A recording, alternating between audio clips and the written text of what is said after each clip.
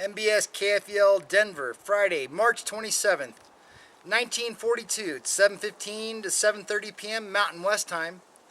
An analysis of propaganda by Siegfried Wagener. Good evening. Watch, Mr. and Mistress American citizen, how the prices will rise for your chocolates in the next few months. The Jews are buying up all the cocoa for speculation. Have you heard that one? If you haven't, you may be sure that you will hear it sooner or later somewhere on the street, in a department store, or in your own neighborhood. And when you do hear it, do your country the favor by telling everybody within earshot that it is a Nazi shortwave propaganda and that it came over the air direct from Berlin last Wednesday night at 10 minutes past 6 o'clock. The Jews are buying up all the chocolates, so the prices are going to go up. What with the prices for nearly everything rising because Congress refused to put a ceiling over them while it was still time, Hitler's radio propaganda has been working overtime predicting these rises and blaming the Jewish people for it.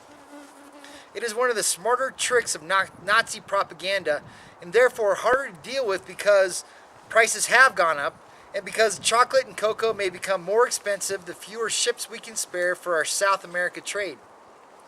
Naturally, we rather import less cocoa from South America and ship more planes, tanks, and guns to Australia, Russia, and Great Britain, but to blame the ensuing scarcity on the few Jewish businessmen that could have been done solely by those propaganda gangsters in Berlin.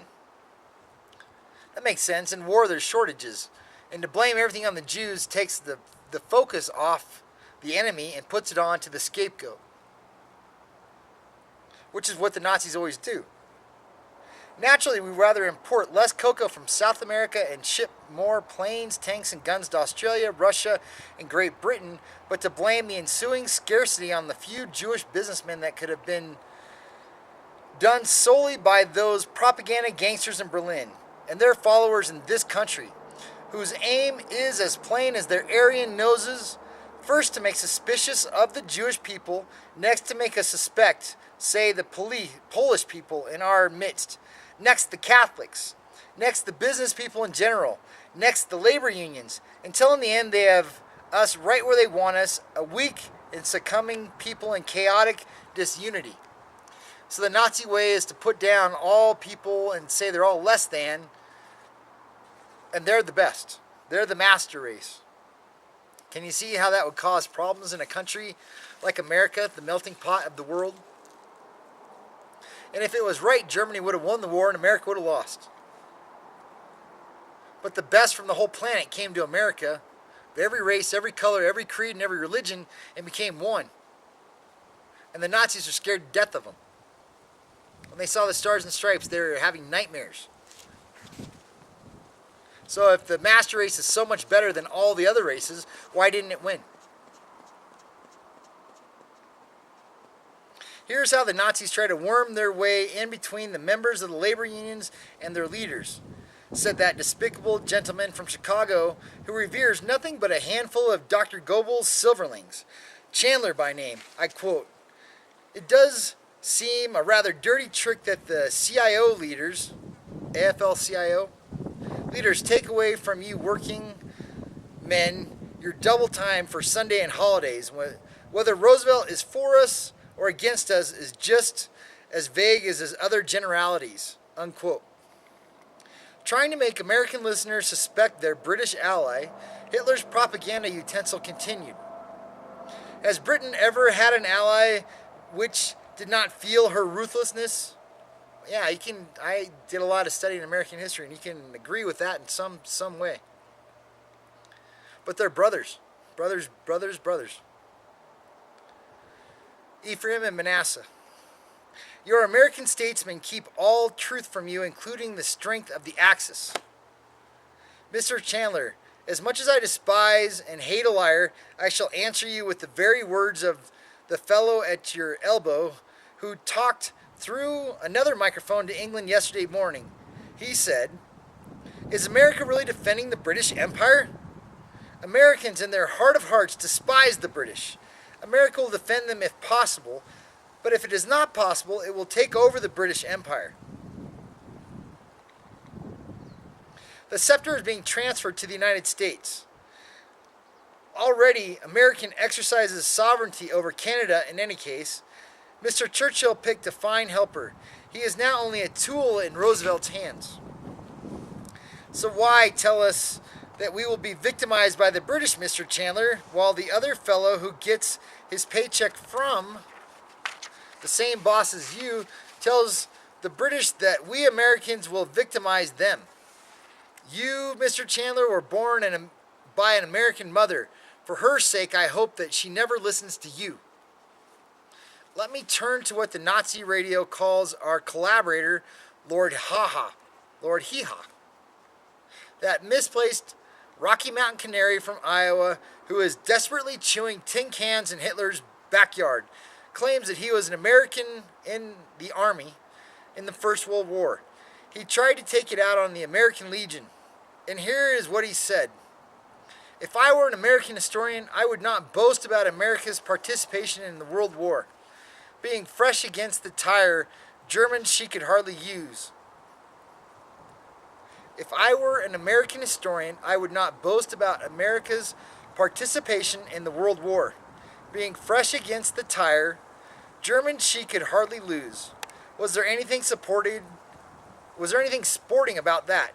You American legionnaires came back crying you had licked the Kaiser. Small wonder under the circumstances. The German army never had a chance at the last, but you American legionnaires might have had a different story to tell if you were in the lines in 1942. So he's making fun of the American legionnaires. Lord Hee-Haw. Were you there, Mr. Fred W. Kaltenbach? I don't think so. I have listened to you now for 2 years and 7 months, and I have been under the impression that you would stand up for your convictions at the risk of pushing poppies. There are nearly 200,000 American soldiers doing that in France, in Flanders, because nobody could buy their convictions, and there are millions of others alive in this country ready to make the supreme sacrifice for which a traitor like you, Mr. Kaltenbach, is simply not fit. Yes, we are fresh again, Mr. Kaltenbach. We waited. We did not jump a 4-strand barbed wire fence to conclusion, as is the habit of your boss and Fuhrer. We were not dragged in by British propaganda, as you want us to believe.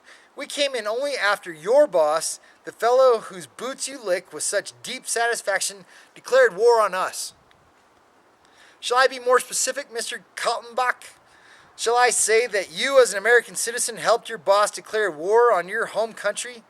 Shall I say that you used the similarity of your name with that of one of the best-known commentators, Mr. H.V. Kaltenborn, to weasel your way into confidence of the American listeners? Shall I repeat here the treacherous words you spoke Wednesday night in twice repeated broad blast of yours to this country?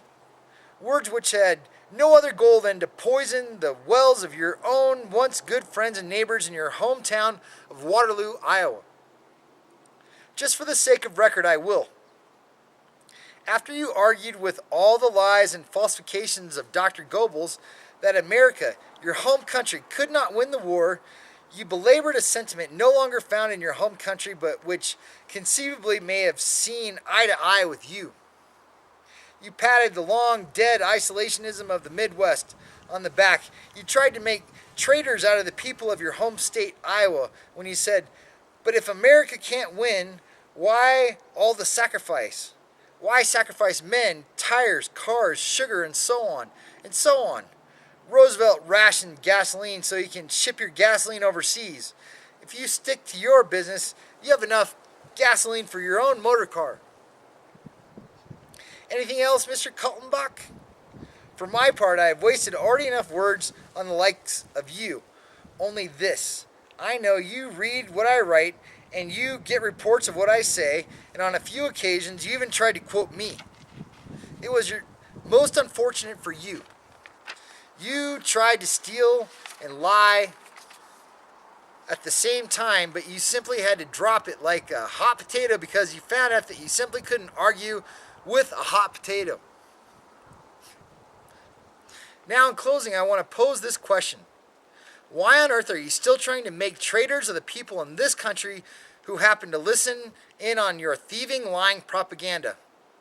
All of them, every one of them, found you out after he listened to but a few sentences of yours and as a rule switched off the radio.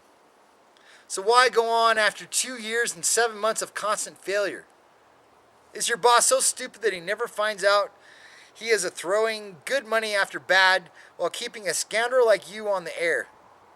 Is he so busy keeping with the Russians from hanging him that he can't be bothered with the like of you put out by the way of propaganda over his costly radio stations?